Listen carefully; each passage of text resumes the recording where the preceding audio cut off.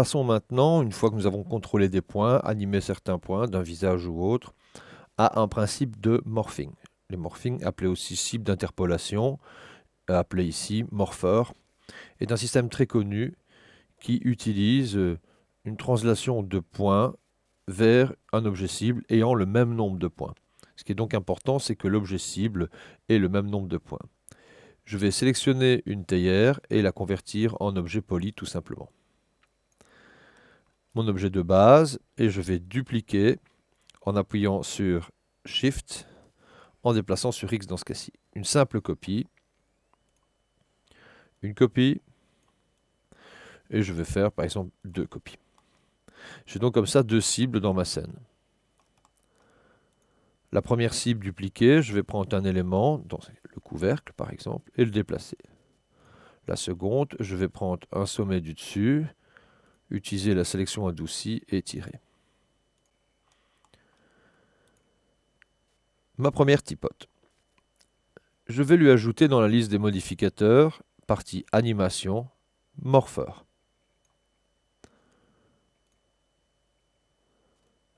Je vais agrandir le menu. Il est possible de charger avec un simple curseur de droite, Pick from Scene, une cible d'interpolation. Curseur de droite, Pick from Scene, et vous cliquez et vous allez choisir la cible d'interpolation. En changeant cette valeur, vous êtes à 100% de la cible d'interpolation. Dans les global paramètres, vous pouvez utiliser des limites, c'est-à-dire dire que par exemple la limite sera de 50% par rapport à la position des points de la cible. Je ne peux donc pas aller plus loin que 50%. Ou bien aucune limite. À ce moment-là, je peux aller jusqu'à l'exagération positive ou négative des positions de points de la cible d'interpolation.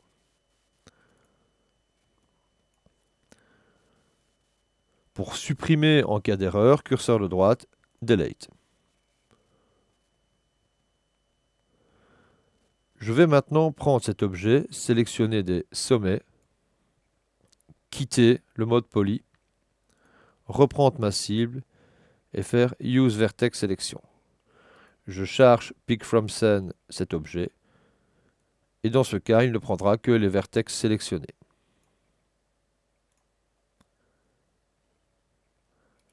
Je peux reloader, changer au préalable les sommets. Reload, c'est en fait pour recharger la cible. Si j'utilise Use Vertex Selection, il ne prend plus que les autres. Si vous ne rechargez pas la cible, il va prendre ce qui était enregistré lors de la première assignation en tant que cible. Si vous avez plusieurs objets compatibles, Load Multi-Target, je vais enlever Use Vertex Selection, Load Multi-Target vous proposera la liste de tous les objets compatibles. C'est une manière très rapide. Je vais maintenant supprimer tout et vous montrer quelque chose de très intéressant. Hop, voilà. Et je pense que c'est celui-là que nous allons utiliser par la suite. Dans un des slots libres, je vais faire Pick from Scene, prendre celui-ci, curseur de droite, Pick from Scene et reprendre l'autre. Le fait de prendre 2 objets, lorsque vous allez lever la valeur, il va cumuler les 2 objets automatiquement. À ce moment-là, le nom typote 2 ne correspond plus à grand-chose. Je pense qu'il serait beaucoup plus judicieux de renommer la cible.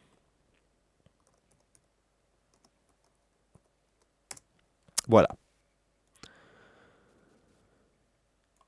Progressive Morph, vous avez ici l'ordre dans lequel vous allez aller premièrement et puis d'une manière secondaire, simplement avec les flèches. À ce moment-là, il passera d'abord sur la première ou sur la seconde. Une fois qu'on se met par exemple à l'intermédiaire des deux, vous pouvez changer le pourcentage du target, l'attention, c'est-à-dire le target, la cible qui est choisie et l'attention que vous avez. Détruire éventuellement ou reloader ici.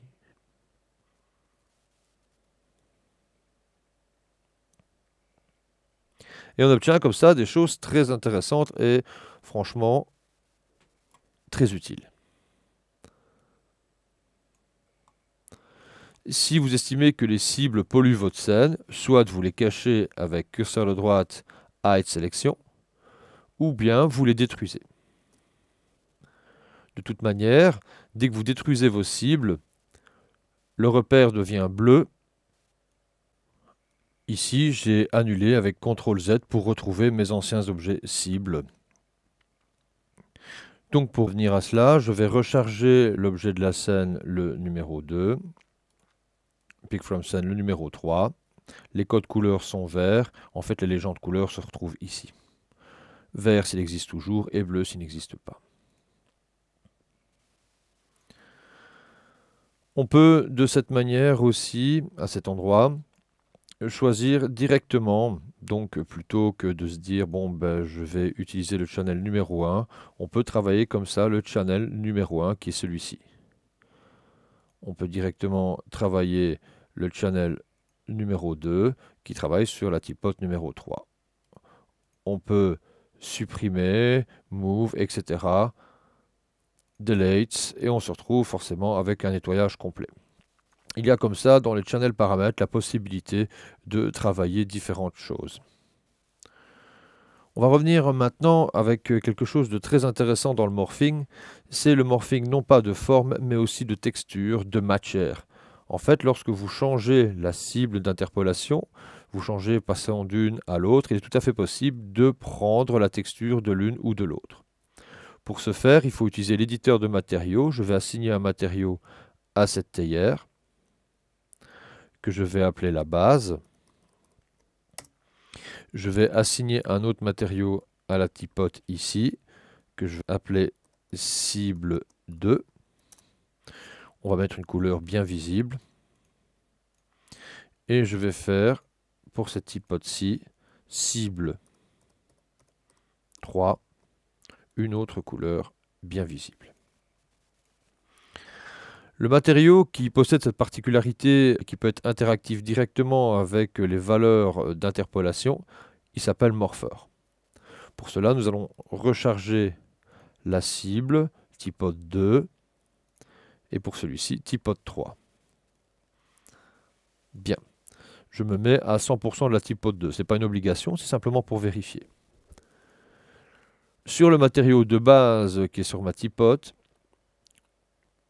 je vais modifier le type de shading des matériaux standards en matériau Morpher. Double-clic, je garde l'ancien comme sous-matériau. Autrement dit, le matériau de base reste bien le matériau gris. Je remonte dans l'arborescence, j'ai le matériau de base en matériau 1.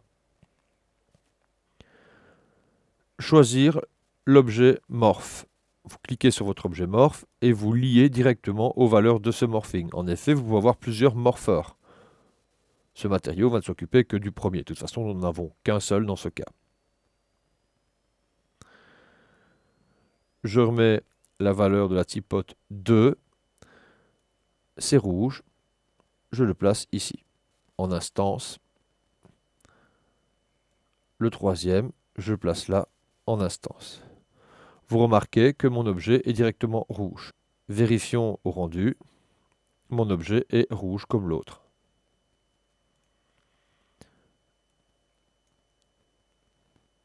Le matériau devient gris.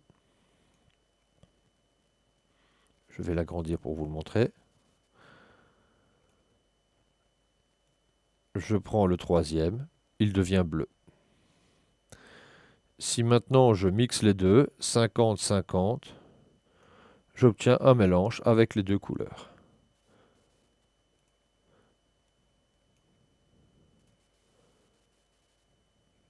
Inutile de vous dire que vous pouvez bien sûr mettre des textures, d'une réaction à la lumière, du bump, etc. Et il va mixer bien sûr les deux principes, sans aucun problème. Il va de soi que les coordonnées de texture doivent être correctes bien sûr sur tous les objets.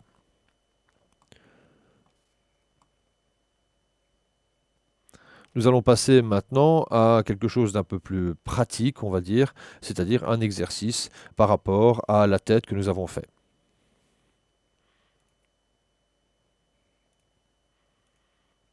Voici.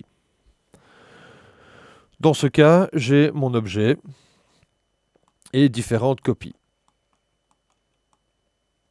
Pour que les morphings soient corrects, évitez de travailler avec un objet polygonal subdivisé.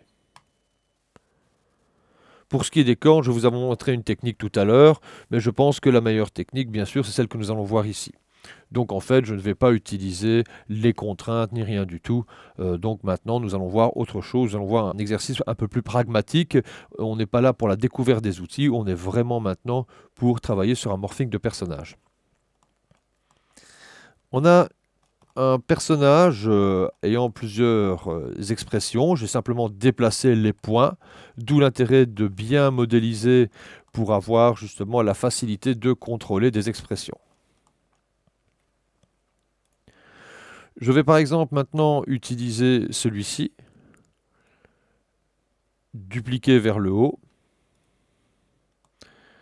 Alors je vais prendre encore celui-là et dupliquer vers le bas. Je vérifie.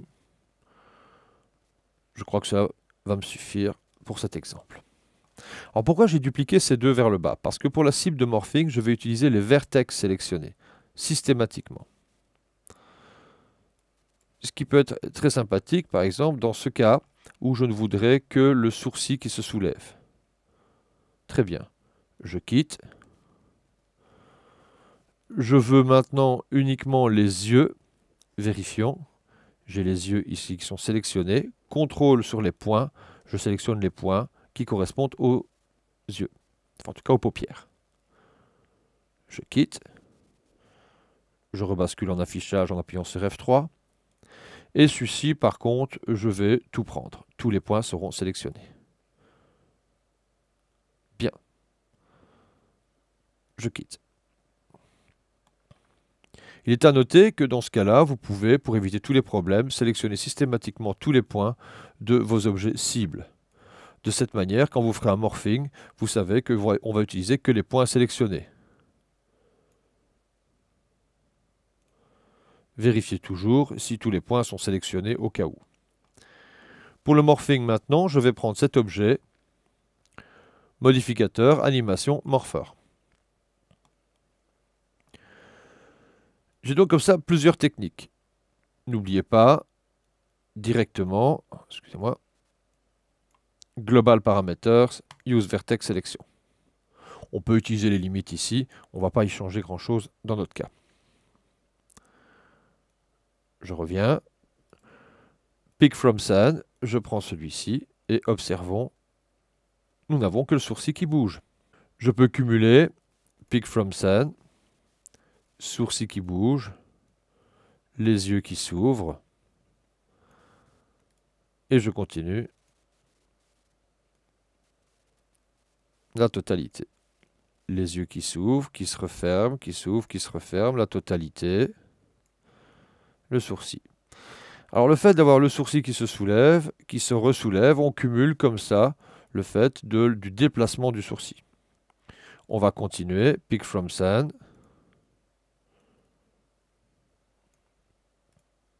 Pick from Scene. Pick from Scene. Et comme nous avons vu précédemment, on peut donc comme ça, sans aucun problème, cumuler tous les systèmes. Attention, si maintenant je vais dans le poly et je me dis je vais rajouter une subdivision, les cibles d'interpolation ne sont plus reconnues, le nombre de points ne sont pas identiques. Le plus simple est au-dessus du morpheur d'ajouter un type de subdivision que vous désirez. Mesh Smooth, Turbo Smooth. Je vais utiliser par exemple dans ce cas-ci notre bon vieux Mesh Smooth. Je retourne dans le morpheur et je n'ai aucun problème.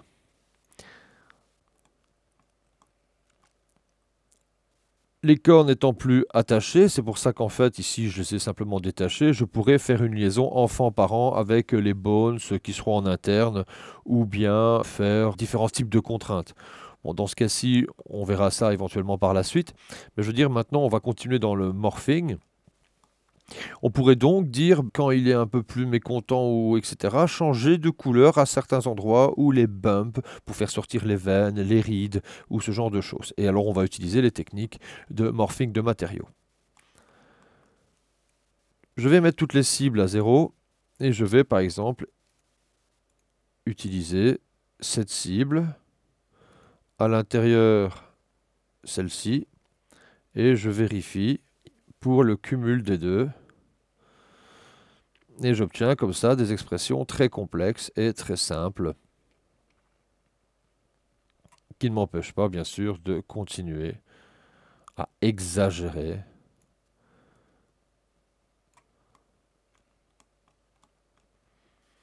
À vous maintenant d'utiliser vos clés d'animation ou des contrôleurs sliders que nous avons vus auparavant. En effet, vous pouvez cumuler différentes choses en se disant, bon, la cible qui est ici, qu'on va renommer parce qu'on va le plus s'y retrouver, donc on va dire c'est un mix. Voilà, voilà la cible mixte par exemple.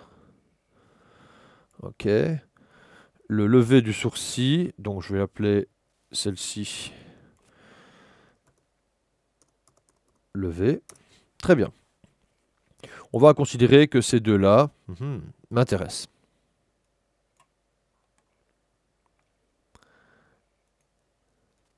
Assistant, manipulateur, slider. Très bien. Ce premier slider, levé. Second slider, mix. On peut utiliser tout simplement un wire parameter dans ce cas-ci. Éventuellement, pourquoi pas? On n'est pas obligé de sortir le principe que nous avons vu auparavant, réaction manager. Pour ce faire, on va sélectionner le manipulateur, les modifications de manipulateur, wire paramètre. Alors, ce sera l'objet slider, la valeur du slider, vert, morpher, et on retrouve ici les noms que j'ai donnés. D'où l'intérêt de bien donner des noms. Levé, et on a comme ça automatiquement les modifications. À vous bien sûr d'animer. On va venir remettre ceci à 0.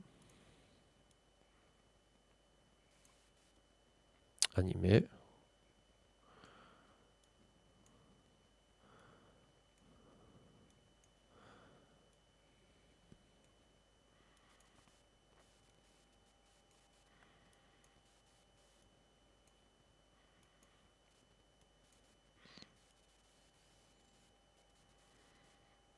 Ok.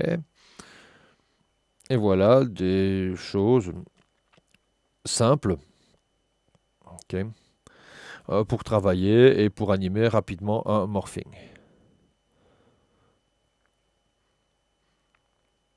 Ce personnage peut suivre normalement sans encombre. Je vais faire une boîte, je vais utiliser l'autogrid.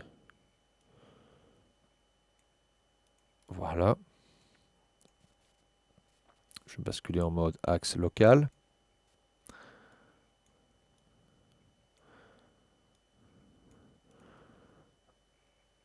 Enfant, parent. Et donc, il peut sans aucun problème suivre. Je vais refaire enfant, parent pour les deux cornes. Par rapport à la tête. Attention, cela va fonctionner parce que les points de la tête ne bougent pas. C'est-à-dire, ils ne subissent pas de modificateur morphing. Donc, si je fais ce genre de choses, ça fonctionne. Et bien sûr, le morphing suit.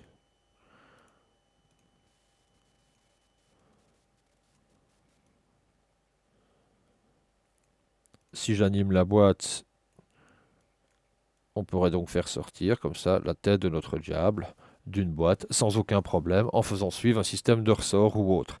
Il n'y a vraiment pas de problème. Et ça, c'est un système qui est utilisé. On a un autre système que nous allons voir tout de suite après en utilisant le morphing qui est en animation les attributs holder.